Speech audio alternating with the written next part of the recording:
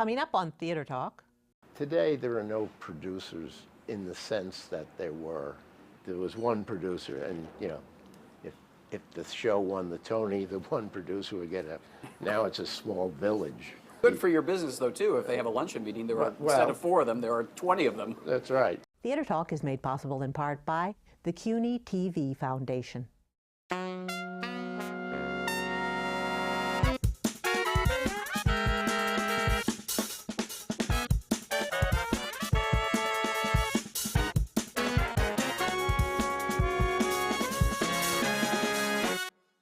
Maybe we should go on a DATE tonight. Ooh, a DATE. Why do you spell it? He thinks I'm like a dog. If I get too excited, I'll pee myself. From New York City, this is Theater Talk. I'm producer Susan Haskins. And I'm Michael Riedel of the New York Post. So, Michael, I often use superlatives when describing guests, but I have to say I am heartfelt when I say we have one of the most talented young playwrights in America on our show today. Yes, indeed. Amy Herzog has a new play called Belleville at the New York Theater Workshop. She is the favorite playwright of Charles Isherwood, our friend at the New York Times, who's really made that career.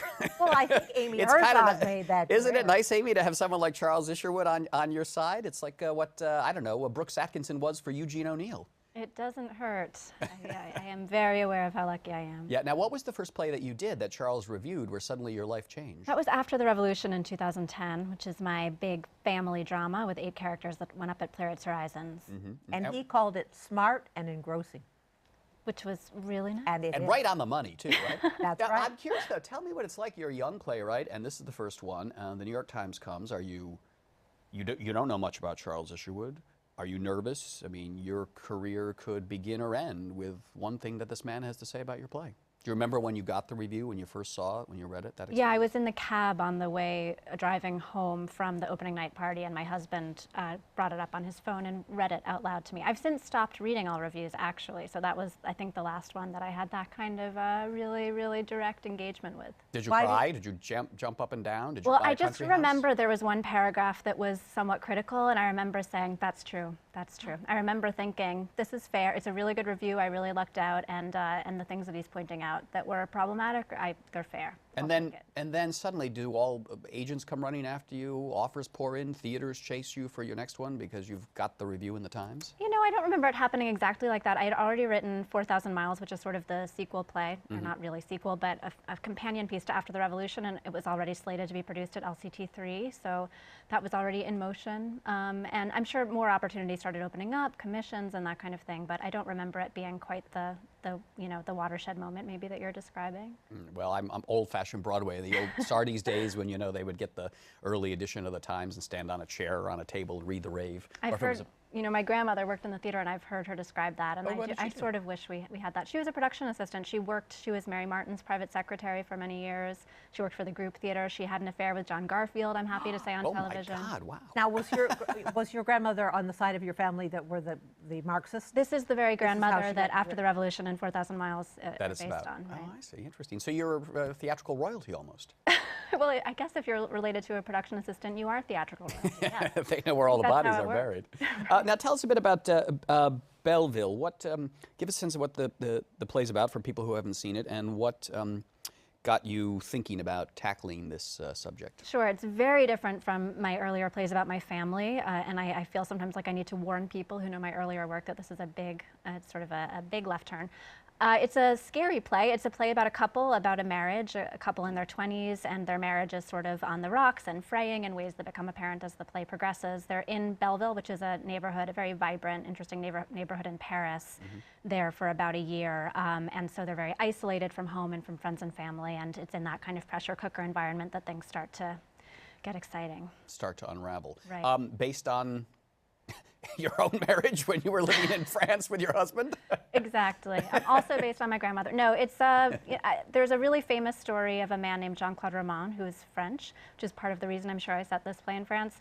And there are a few other famous stories that inspired this play, and just stories I've heard from friends of friends. It's surprisingly common. There are actual police cases. Many, yes. We would say, and I said to you earlier, it also reminded me of what would be if when I was 30, I'd married my 24-year-old boyfriend. You know, you think, whoa, am I glad I didn't do that. And But I was talking to someone, well, to my husband afterwards, and we were marveling over how beautifully you've constructed this world where this couple are so in love and they communicate seemingly so well.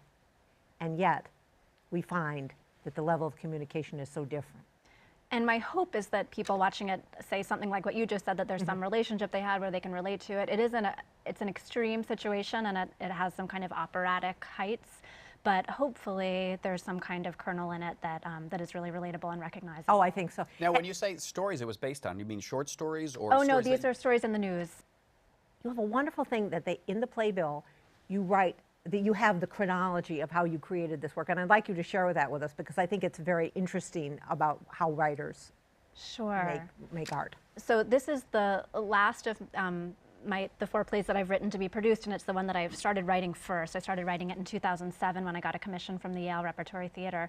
And I wrote a first draft that was, I would call sort of a farce. It was tonally very different from this play. I realized it was not successful. I threw it out. I started over. I wrote another draft that I realized was still really widely missing the mark, and I started over a third time. So the play that I've written, which is called Belleville, the first draft was called The Doctor's Wife, has not a single line of dialogue in common with that first draft. And this is very unusual for me. I think usually I get a little closer to the mark my first time out or second time out. So this was really a 5-year, very laborious, sometimes And you really went to tortured. Belleville. You were in Belleville. Yeah, I went there in 2007. It was New Year's, so it was, I guess, turning 2008, and I had been to Paris many times before, but I'd never spent much time in Belleville and was really taken with this neighborhood, which is very vibrant, a lot of immigrant communities, also rapidly gentrifying, but retaining some of its original character. So it's this sort of interesting collision. It speaks so remarkably to me about how true writers operate, that you can write the whole play and then just throw it away and say, on I go, I'm not there yet. That you, in other words, that you have the chops and the discipline to write a whole play and throw it out. Yeah, I don't know that I'd be able to do it again. Yeah. I look back, because every time I thought I've just failed and this is over, and I mean, I've felt very hopeless about it many times, so I don't know But why plays I do kept get going. abandoned. I mean, some don't they? I mean, Sure. it's the natural writing process. Well, and if I had abandoned this play, I'm sure I would have said, you know, it's a good thing I abandoned that one. It was never going to happen. Yeah. And yet, and then but somehow you were haunted by this story. I was really obsessed with it, and I found it really frightening, and I felt like if I could manage to tell the story in a way that was as frightening as I felt about it, then... Yeah, no, and with viewers, this is a thriller, and it's very frightening. Will that get more people to come? It's very frightening. I hope so. But it's It'd be a movie with Nicole Kidman and. it could very easily be a movie, very, very, very good movie. Now, Amy, there's a lot of chatter around town. I know a couple of top producers who are very interested in this play. You've not had a play on Broadway, correct? No, I haven't. So if it moves to Broadway, will it be something very exciting for you, I'm sure? Do you want to be a Broadway playwright? Have you aspired to be a Broadway playwright? Well, I can't say I wrote this play imagining it in a Broadway space. It wasn't directly my goal, but of course I'd love to be a Broadway playwright. I guess that's what I would be if I had a play on Broadway. The money is very nice. If I've it works. heard that. He comes up with every corrupting concept here for you. Charles Stay Bush. pure. You know Charles Bush, the fine playwright and actor. Of course. Charles Bush, when he had The Tale of the Alger's Wife, which was off Broadway at Manhattan Theater Club, they moved it to Broadway, and he was then reading, Charles Bush has gone mainstream, Charles Bush has gone mainstream. And he said, my entire life I was a downtown guy off Broadway, and now I'm mainstream. Am I losing my soul? And he said, then he got that first Broadway royalty check. He said, this is mainstream. Here I am, darling. Can you make a living as a playwright doing the plays that you're doing in the theaters that you're doing? You can't count on it. No. I mean, I've written these 4 plays. I don't have another play after this one, so I have to go back to the drawing board, and I'm sure it'll be a year or 2 before I go into production again. So, no, I think the short answer to your question is no, you have to teach or write movies or something. What do you do? I've done both. She taught at Yale. She taught at Bryn Mawr. She does lectures and workshops. That's right. And Yeah. I'm on my second draft of a screenplay. Oh, well, Health that's not insurance bad. comes from doing that, which is a wonderful thing I've learned now that I have a child. You started out working for Eric Krebs, a prominent right. off-Broadway producer who owned Yeah. the John Houseman Theater. So you always knew you wanted to be in the theater in some way. You know, it's funny. I started working for Eric because I had been on tour as an actor doing a children's play with TheaterWorks USA. Oh, I remember that, yeah. And after 5 months of, staying in Super 8s or whatever and living out of a van, I sort of freaked out and came home and started working for Eric. So I was acting first, then I worked in theater management and gradually found my way. And were you always writing during this time too? No, I started writing toward the end of that ill-fated TheaterWorks tour. And what was the first play? It was a really terrible, and I thought at the time, really good 15-minute play called Granted, which looking back was very much under the influence of F. Scott Fitzgerald and earnestly questioning whether it was wrong to be insane. That's what that play So, and then you wrote a wonderful play, the two wonderful plays based on your family, as I said before, who were Marxists. Right. So that seemed to have been a huge influence, their sensibility and earnest dedication towards their politics. That's absolutely right. Yeah, I grew up in this extended family. We had reunions every year. I knew them all very well, and so I grew up taking it for granted that communism was a pretty normal and honorable way of life, not realizing that the rest of the country didn't see it quite the same way. Question it. Right. How did they feel about Stalin in your family? Well, it depends which generation. The top one, they feel they're not Stalin apologists. They're not unreconstructed Stalinists, but they don't like to say negative things. That's what about After the Revolution is about. The misunderstood dictator. No, that's. I don't think they would go quite that far, but I think they feel that there are plenty of people criticizing Stalin, and they don't have to add their voices. No, but And are you? Stop talking. Are you? No, I'm trying to get some stuff. I'm Relax. trying. Are you a communist? Have you inherited the communist manifesto? I don't think they've isolated a gene, and I am not a communist personally, no. No, you're not. Are you to the left, though? Sure. Part of the family, right? Yeah. Right. Not to the left of my family, but to the left generally. No, your family's like very. Don't tear down that wall, Mr. Gorbachev. That's fascinating, though. Was that character based on you, the woman who started the foundation? No, well, maybe a little bit. Mostly two of my cousins who are much more. Who had that crisis of faith? Yeah, well, no, they hadn't quite. I think the whole family, that's sort of, I mean, there's not really a person in my family who corresponds to Emma who has that crisis. We all had it in sort of fragmented ways. So were you a red diaper granddaughter? Yes, exactly. Red diaper grandbaby, yeah. Interesting. Well, my last question for you, Amy, you're married to this very successful director, Sam Gold. Does he read your plays first, or is that a terrible sexist question to ask? It's not sexist. He does tend to read my plays first, yes. And is he critical? Very critical, very supportive, usually very wise. Would you ever let him direct one of your plays?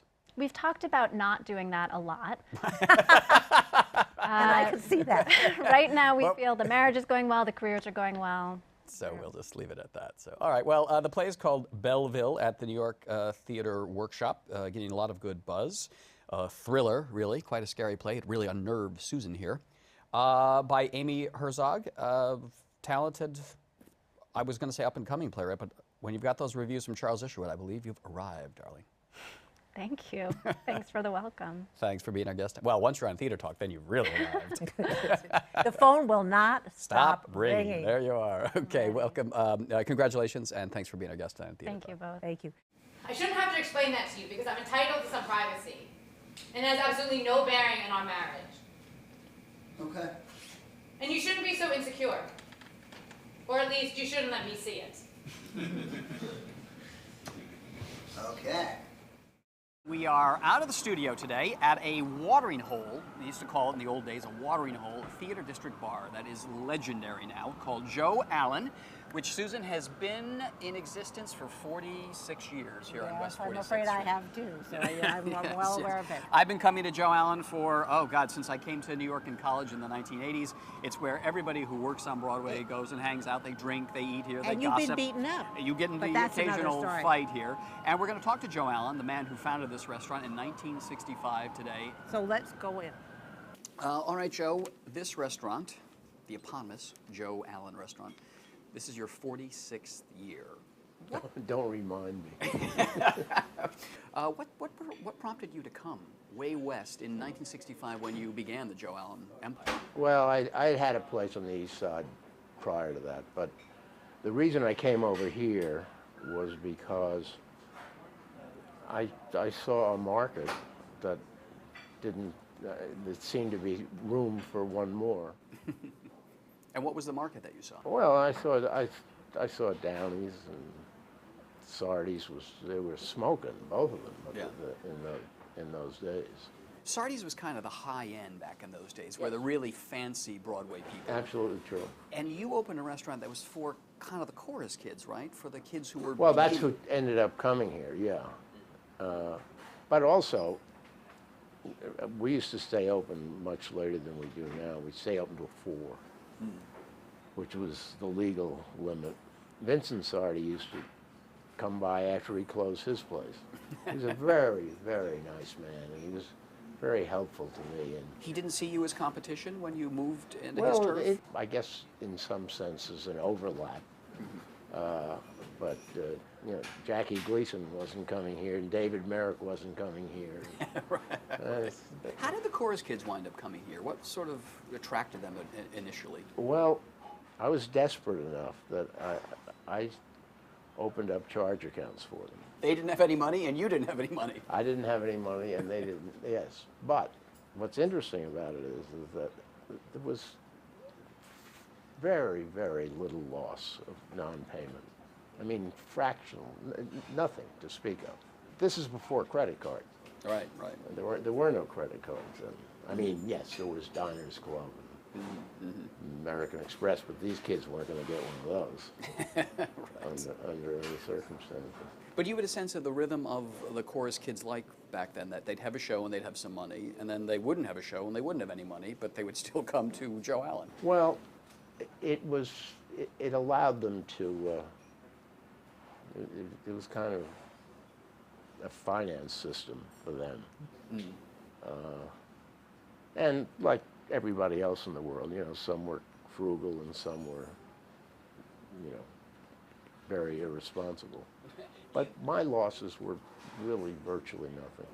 What were the, do you remember what the initial prices were at Joe Allen when you first opened in 1965? What would I pay for a hamburger here then? If I'm not mistaken, it was 75 cents.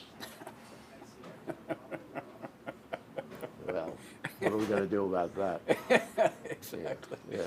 What was this neighborhood like when you first opened Joe Allen? What was West 46th Street? What did it look like? What did it feel like? Well, the banks had redlined everything west of 8th Avenue. Redline meaning they wouldn't lend, just categorically. Drugs were just coming into fashion in a rather public way, and where there's drugs, there's crime, and it was. Although we never had any customers mugged coming to or going from the restaurant. But it was dicey. It was very dicey. If you couldn't get a loan from the bank, where did you get the money to open this restaurant? My accountant at the time had a bunch of other clients, and he kind of pooled them together and got me the money I needed. What, about 11%? What was the initial investment in Joe Allen restaurant? I think it was $90,000. So you opened this for $90,000 in '65. Yeah, that's right. And then but you bought the buildings, right? I mean, one reason that a restaurant like yours can be in business all these years is that you own these townhouses. Well, the 2 rooms of the restaurant are where I had 2 separate leases with 2 separate landlords. And I had them, for the first 10 years, I had them coordinated. And about year 5, I said, this isn't going to happen again. And where we're sitting now, this was owned by Donald Trump's father. Right, right. You know, I said, it just won't happen again, and I bet I've got to buy these buildings. Well, there was no hope. The bank wouldn't lend any money, and particularly to restaurants. They're very reluctant to lend money to restaurants. So my accountant really saved the day, and that was how I was able to buy them. What did you pay for these buildings back then? I can't remember which was which, but one was 80,000 and one was 75. Not a bad investment. Yeah, but when you don't have the 155, it seems like a lot of money. Exactly. When did you begin?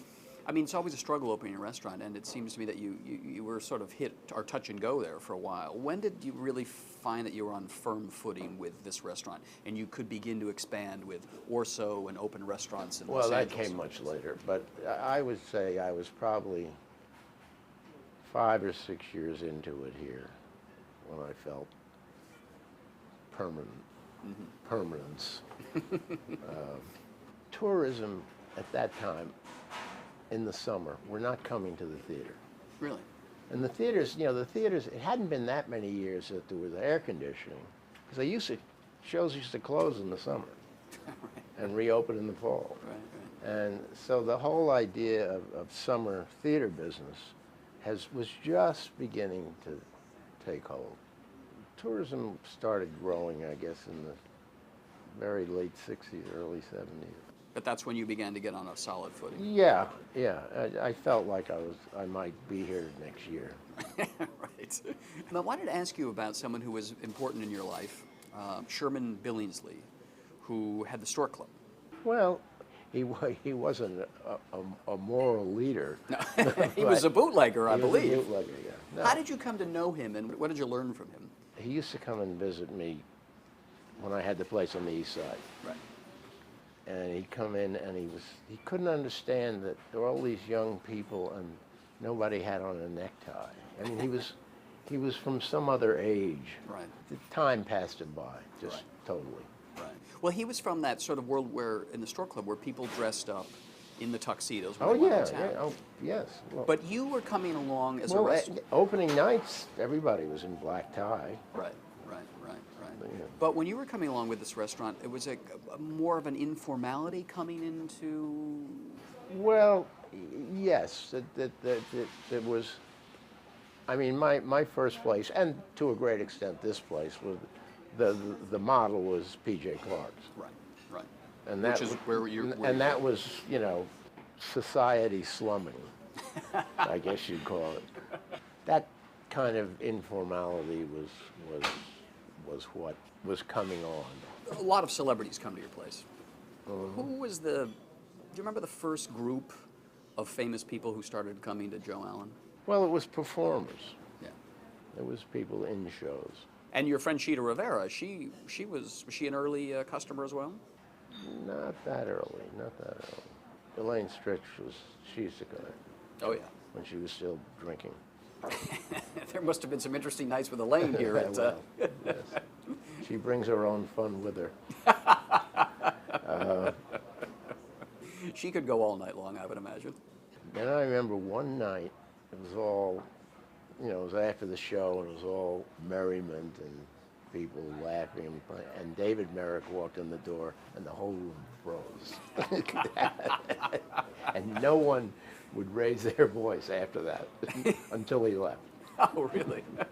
That's the kind of terror he inspired. Well, I mean, he was frightening, and that particular if you're working for him or might work for him or want to work for him. Today there are no producers in the sense that there was one producer, and if the show won the Tony, the one producer would get now it's a small village. Goes to get Good for your business, though, too. If they have a luncheon meeting, instead of 4 of them, there are 20 of them. That's right.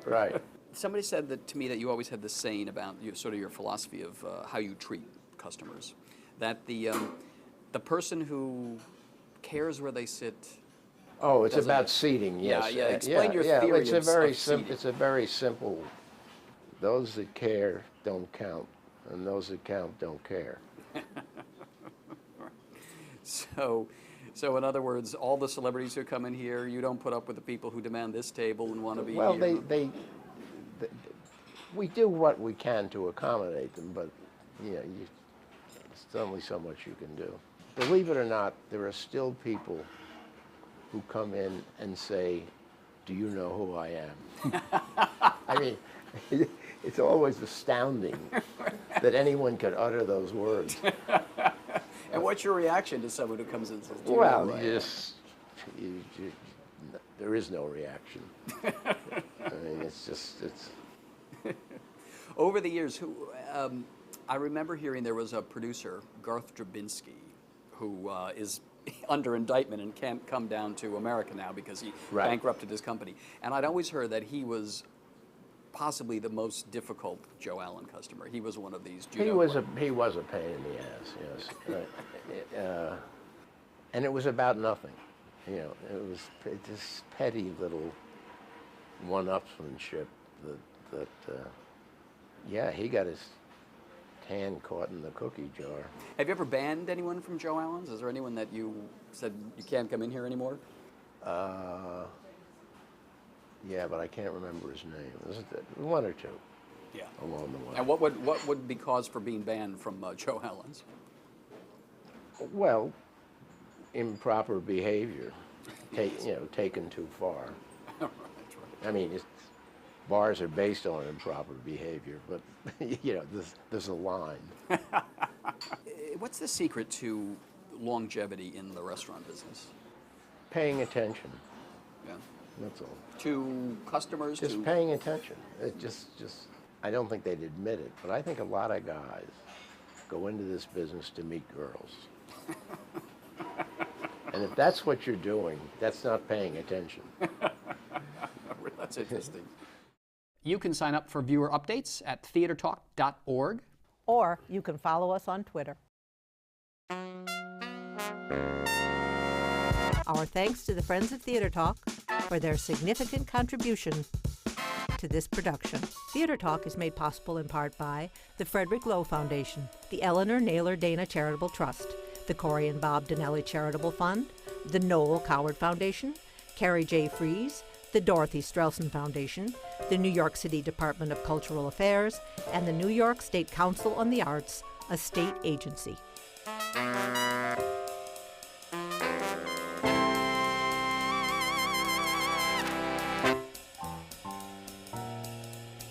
We welcome your questions or comments for Theater Talk. Thank you and good night.